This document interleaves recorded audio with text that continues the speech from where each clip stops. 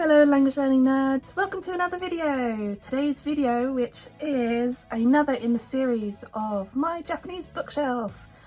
Basically, if you haven't seen it before, if you have been to these videos before, then you'll know this spiel already. But it's where I show some of the books that are on my Japanese bookshelf. So sometimes it will be a book that's written in Japanese, sometimes it will be a book about learning Japanese. Either way, each video I take one of the books and I introduce it to you. Today's book is this one. This is the N4 Grammar Speedmaster book, Quick Mastery of the N4 Grammar. I will give you a little look inside the book and kind of tell you my thoughts and feelings of it, but just so you know, this is a book that I was using recently to try and take the Jlpt N4 just a couple of weeks ago, and seeing as I was using it a lot, I figured, well, this would be the best chance for me to to tell you about it, seeing as all the thoughts about it are still fresh in my mind. But anyway, let's have a closer look at the book itself. Okay, so I'm hoping that you'll be able to see this well enough, but yeah, here we go. Here's the book, and there's a few things that I kind of wanted to show you about the book. The first thing that I think is actually really good about the book is there's a at the beginning there's a load of references for all the verb conjugations that you're probably going to be needing for an N4 level, and I think this was really good. It's a nice reference in case if you kind of know it but you're not as like immediate with any answers, you can quickly use this as a reference to be like, how do I conjugate that particular group again? But yeah, it's a really handy reference. Plus, if you go through all the conjugations and you realize there's one of them that you actually don't know, then it's a good quick reference point on how to use it, and then you can, you know, go on and try and actually learn it properly. But yeah, it's I just thought it was a really handy thing to have at the beginning as a reference in this book. Moving on. So the book is kind of divided into different units. You'll see them down the side here. Like units 1 to 5 are kind of together. Units 6 to 11 are together, and each of these pages, as you can see, will be a unit, and it will always have the same format. You will have example dialogue, and then the grammar that it is concentrating on will be the ones in bold, and then each of these boxes here will be concentrating on one of those grammar points. And then at the end of it, you will have this here, which is basically for you to practice, you know, just using what you have just learned or, you know, revised. As I had said, the units are kind of grouped up. The reason for that is once you've done those groupings of units, that will then do a practice questions, but in the format of the Jlpt. So these will be the same sorts of questions that you will have to answer if you sit the test, which is very good practice.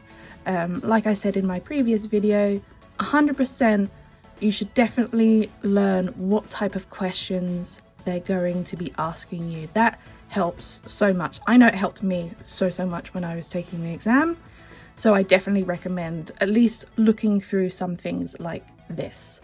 But yeah, they have this throughout the book, which is pretty handy. Questions based on what you've just been learning / revising.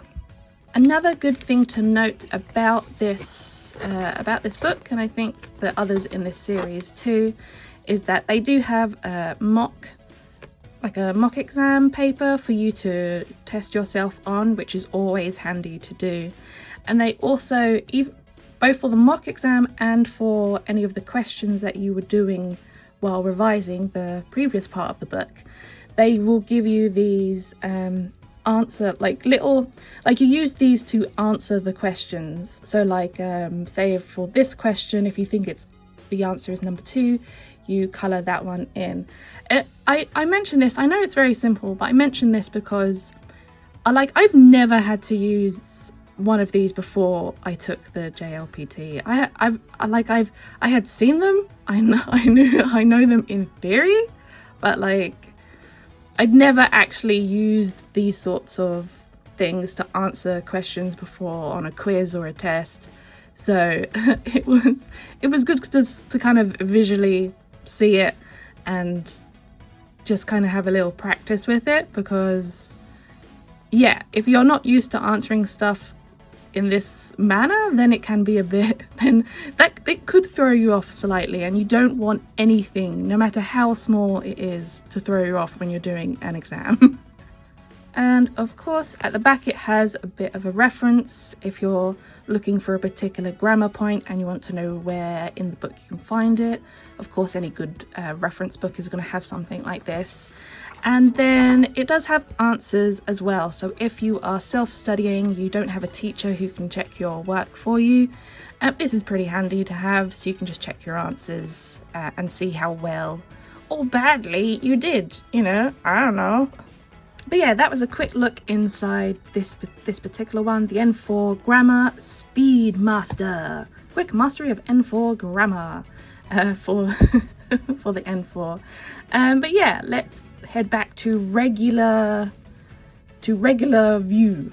So yes, I've been using this recently and I do think it is quite a good book. I am overall going to recommend this to you if you're doing some study and you want a little assistance with your grammar. This is a good book for it. There are other books in the series, so same thing, but instead of grammar it might be on kanji or reading or listening.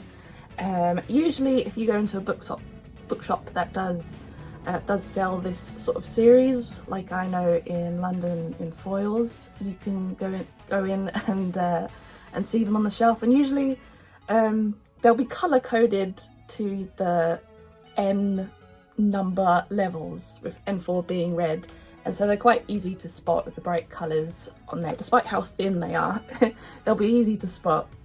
If you've never used them before, it can sometimes look very busy and a bit overwhelming. Like there's a lot on the page there that you know, at first glance you're like, oh, there's a lot to take in here. Especially if you're not used to using textbooks with a lot of Japanese on there, especially if you're going from beginner and you're trying to work your way up onto more complicated textbooks. Say early stages you get textbooks with, they can have a lot of English in them, explaining stuff, which can really help you if you don't want to get too overwhelmed with all the Japanese. But yeah, so if you're a bit used to that, then this might really feel a bit overwhelming. But if you take your time just to kind of dissect what each part of the page is doing, then it's actually it's much more manageable than you can possibly than you might think.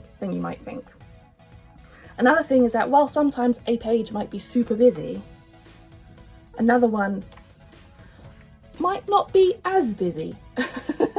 I'm not sure what the planning is behind these pages, but just so you know, it's not all chock-a-block full of info that you're trying to digest.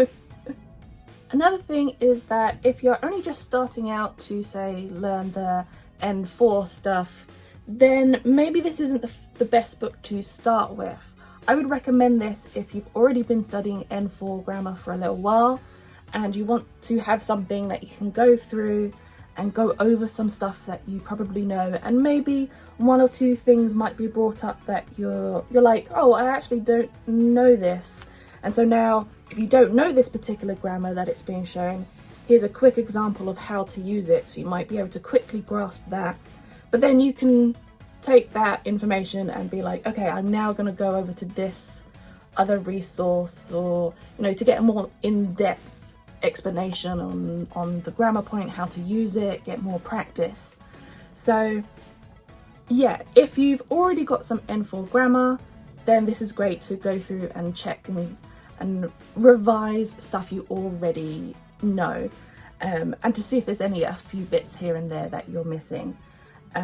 Yeah, so I would recommend, even when I was using this, like there was a load of stuff in here that I was like, oh yeah, I remember this, I remember how to use it. But then when I came across something that I was like, I don't think I've actually studied this before, what I would do is go to the internet or go to one of my other books that I absolutely love, which is this series. I think I've done a video on this book because this one and the other two books in its series has a much better explanation, much more in-depth as to how to use a grammar point. So yeah, so this is good to revise and to check stuff that you already know, but don't use it as your only source. That's my main point, I would say, for this. And as I mentioned before when we were having a little look inside the book itself, I found it really useful to do those practice JLPT questions, just so you get used to knowing the questions that you will be asked in the JLPT. I found that some really good practice with this book. As long as you make sure it's not your only resource, this is a pretty handy book to have. I do have another one in that series, the same end for this one, which is for vocabulary, but I didn't end up using it, so I'm sorry I can't review this one. Oh no! Let's just keep that one over there. Anyway, that was my quick little guide to the N4 Grammar Speed Master book, the quick mastery of N4 Grammar. I hope you found it a bit useful, and you know, whether or not you want to get it for yourself, if you need to start learning N4 grammar, maybe this isn't the best one to start with, but if you need to revise it, this one can help. So yeah, that is my recommendation. If you have used any of the Speedmaster books, whether it's N5, 4, 3, 2 or 1, please do let me know how useful or not useful you found it. That would be really handy both for me and anyone else reading the comments on which of these books you think might be worth looking into, or might be worth giving a little skip. Yeah, please do share. Down in the description below, I will remember to put the ISBN number of the book itself, so you can use that to search for the book if you want to have another look on other websites for it for yourself. But for now, I think that's it. I will let you get on with the rest of your day. And so just remember, may your grammar be structured and your vocabulary varied. Bye!